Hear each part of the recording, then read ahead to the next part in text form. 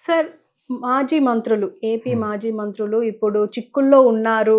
అందులో ముఖ్యంగా రోజా అండ్ ధర్మాన కృష్ణదాస్ ఉన్నారు అని జెప్పేసి వార్తలు బాగా వినిపిస్తున్నాయి. అంటే ఆడుదాం ఆంధ్రాకి సంబంధించిన స్కామ్ అని జెప్పేసి అంటున్నారు. హ్మ్. అసలు ఎలా జూడొచ్చంటారు సార్ ఈ కేస్‌ని? అంటే యాక్చువల్‌గా 'అందరూ దొంగలే' అని సినిమా వచ్చింది కదా!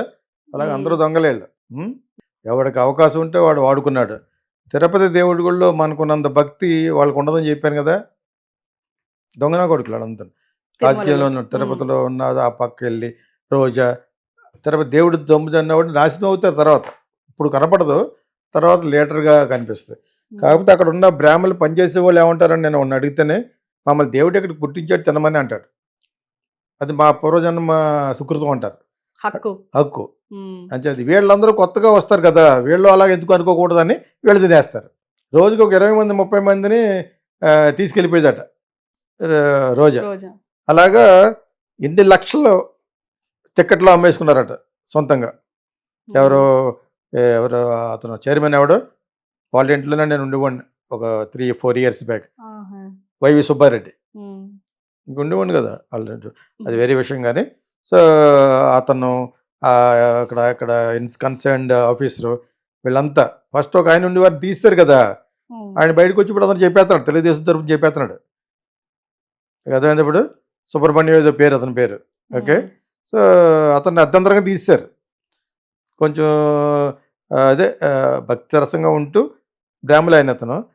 కొంచెం సిస్టమాటిక్‌గా ఎవరు ఉండలేరక్కడ. ఏ గవర్నమెంట్ అది మంచి వ్యక్తిగానే ఉన్నాడు. అయినా కూడా ఓసారి ఇంక నువ్వెందుకులే అన్న లాగించెయి అన్నాడట. హ్మ్. మన జగన్. అతనికి సంబంధించినోళ్ళు లేస్తున్నారు. అతనికి అసలు రెస్పెక్ట్ లేదు బీయింగ్ ఎ క్రిస్టియన్. కరుణాకర్ రెడ్డికి అసలే ఉండుండదు. వీళ్ళంతా Christians యాక్చువల్‌గాను. I doubt YV Subbareddy కూడా క్రిస్టియన్ ఏమో కూడాను. అంచేత నేను నా క్రిస్టియానిటీ నమ్ముతాను.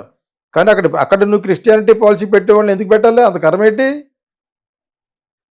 ప్రశస్తమైన హిందూ ధర్మాన్ని పాటించి ఒక మంచి రికార్డ్ ఉన్న వాళ్ళని పెట్టాలి గానీ, ఇప్పుడు హ్మ్. కూడా టీవీ5 వాళ్ళు ఎవరికి ఇస్తున్నాడట. టీవీ5 రాయుడికేదో ఇవ్వడానికి ప్రయత్నిస్తున్నారు. హుహు. అదే Chandrababu Naidu already రాసేసినట్టున్నాడు.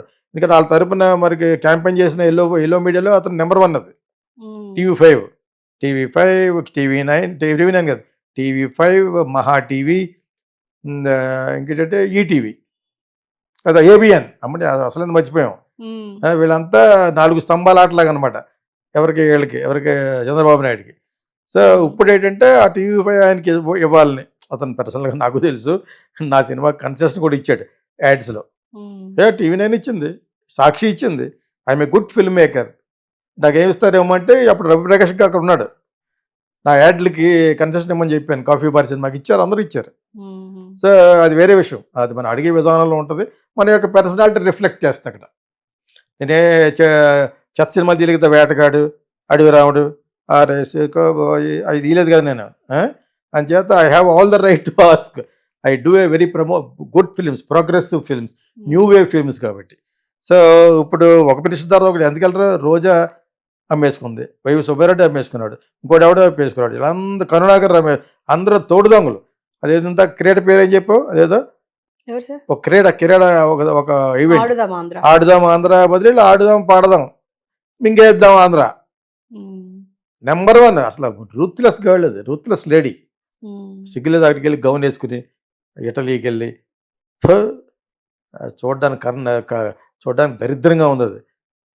There is something called receptive. ఒక స్త్రీ ఎళ్తుంటే పీపుల్ షుడ్ సీ. ఎవడు చెప్పాడు నీకు అది యేసుకుంటే బావుంటావని? ఏదో ఛీ! ఛీ! ఛీ! సో, అది క్యారెక్టర్. ఈ ధర్మాన్ని ఈళ్ళందరూ కలిసిపోయారనమాట. దొంగలందరూ కలిసిపోయి టూర్‌కెళ్లారు. వేళాకోళం వాళ్ళందరికీని. ఇప్పుడు గవర్నమెంట్ మారింది. జైలుకెళ్ళటం కూడా వేళాకోళమే. ఎళ్తా ఆడెవడో లాయర్‌కి వచ్చే ఉంటారు. కొంతకాలంకి ఇచ్చేస్తారు. వాళ్ళని జైల్లో పెట్టి పోషించడం కూడా వేస్టే. ఏస్తే ఫైనేసి డబ్బులు కట్టించాలి. హ్మ్. Judgement has to be like that. Chandrababu నాయుడుకి దమ్ముంటే ఆ విధంగా చేయించాలి. కక్కించి డబ్బులు. ఎంతైతే తినేసారో ఇప్పుడు ఇందులో 150,00,00,000 100,00,00,000 తినేసారట. హ్మ్. ఆడుదాం అందులోను. అది నథింగ్ అది. అక్కడేదో టికెట్లు అమ్మేసుకున్నారు. అస్సలు గౌరవం లేదు వెంకటేశ్వర స్వామి అంటే ఆళ్ళకి. హ్మ్. నాశనం అయిపోతారు ఆళ్ళు యాక్చువల్‌గా. ఓకేనా? సో, ఇదందరూ ఇప్పుడు వెళ్తున్నారు ఈ కొత్త గ్యాంగు. వీళ్ళు చేయరనే ఇదేంటి మీకు? గ్యారంటీ లేదు. మీకు అర్థమైందా ఇప్పుడు? తిరుపతి అవి వేయించుకుంటారు కొంతమంది, అందరూ అంతే. అంతకుముందు సుబ్రహ్మణ్యం 2 సార్లు చేసాడు, వాళ్ళు అంతే. ముసోడు అయిపోడుతున్నప్పుడు కప్ కప్ కప్ అంటున్నాడు. సో వీళ్ళందరూ అంతే. తిరుపతి వెళ్ళిన వాళ్ళందరూ తినడమే, అందరూ కూడా చచ్చిపోయేటప్పుడు అనుభవిస్తారు. లైక్ స్టీవ్ జాబ్స్ లాగా చచ్చిపోయే ముందు శ్మశాన వైరాగ్యం వాడు. ఇప్పుడు ఎందుకు నువ్వు లిఫ్ట్లో వెళ్తుంటే ఫోన్ చేసేవాడు, శేఖర్ తీసండి జాబ్లోంచి అని. అంత క్రూరుడు స్టీవ్ జాబ్స్. ఐఫోన్ కనిపెట్టిన ఐఫోన్ అతను చచ్చిపోయే ముందు చాలా మాటలు ఎవరికి కావాలి, నీ కర్మ అది, నీ కర్మ. ఇప్పుడు ఎవడెవడు టెక్కల్లో వాడు బయట పెట్టాడు, పేరే పేరు దువ్వాళ్ళ, నీకు నువ్వే బయట పెట్టుకున్నావు.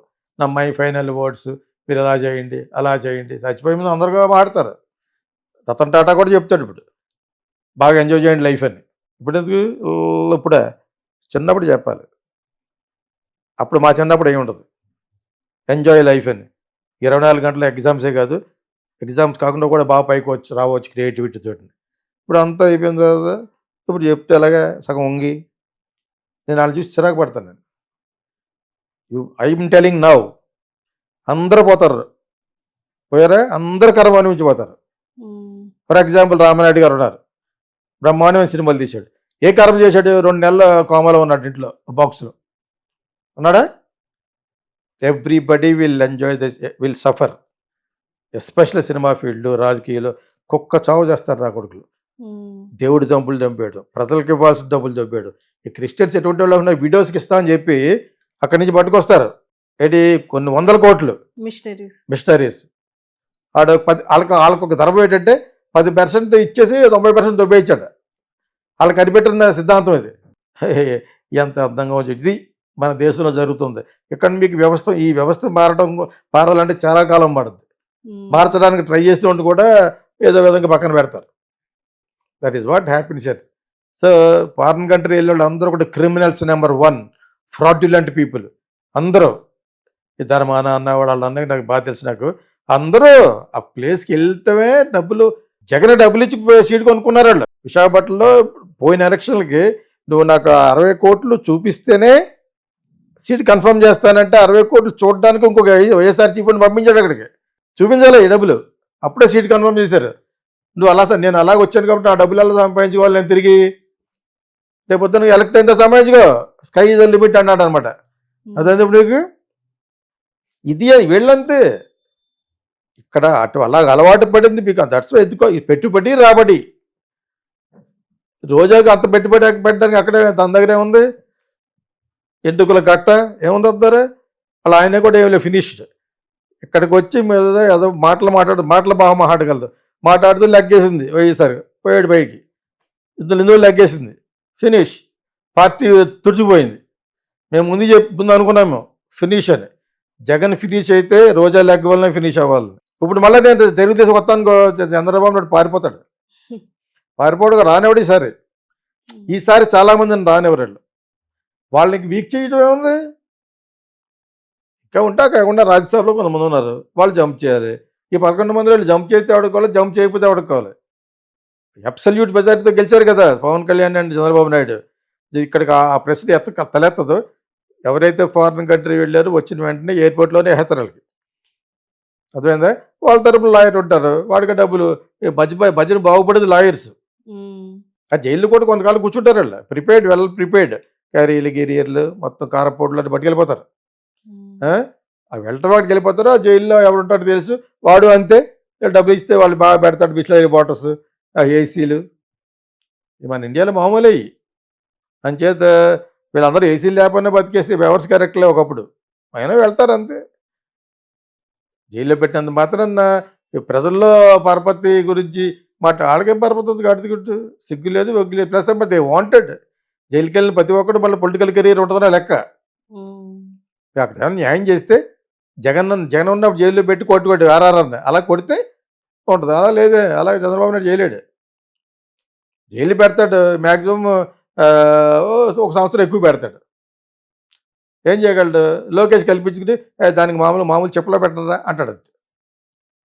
అవన్నీ జరగవై. మిగతా ఖైదీలాగా ట్రీట్ చేయమని ఉంది. అదేదో కొంచెం ఎగ్జామ్షన్. టెర్రరిస్టులు, ఫైనాన్షియల్ టెర్రరిస్టులు. ఏం చేయగలరు? ఎంత చేయగలరు? కొన్ని వందల కోట్ల బినామీల పేర్ల మీద ఉంటుంది ఇప్పుడు. సేమ్ బొచ్చాకు ఉంటుంది, రోజాకు ఉంటుంది. వీళ్ళు ఫిట్ ఫర్ నథింగ్ ఫెలోస్ వీళ్ళు. ఈడ్చితంతే ఏగాని ఉండదు అనే టైప్ అమ్మాయి. ఆవిడ ఇప్పుడు లెక్క పెడితే బోళ్ళంత పేర్ల మీద ఉంటుంది. పెద్ద రౌడీ బ్యాక్గ్రౌండ్ అది. అర్థమైందా మీకు? నేను ఎందుకు చెప్తాను, ఇంత విచ్చలవిడికి ఎందుకు చెప్తానంటే క్రిమినల్స్ దీన్ని అరికట్టలేరు. ఇప్పుడు ఉన్న వాళ్ళు కూడా అలా చేస్తారు, చూస్తుండే. ఓకే. ఒక పవన్ కళ్యాణ్ తప్ప. పవన్ కళ్యాణ్ ఎందుకు చేయడంటే పవన్ కళ్యాణ్ చాలా ఉన్నాడు, కొంచెం ఇంకా కొత్త పొలిటీషియన్ కాబట్టి. రైట్. మీకు అర్థమైందా? This is what is going to happen. Okay sir, thank you.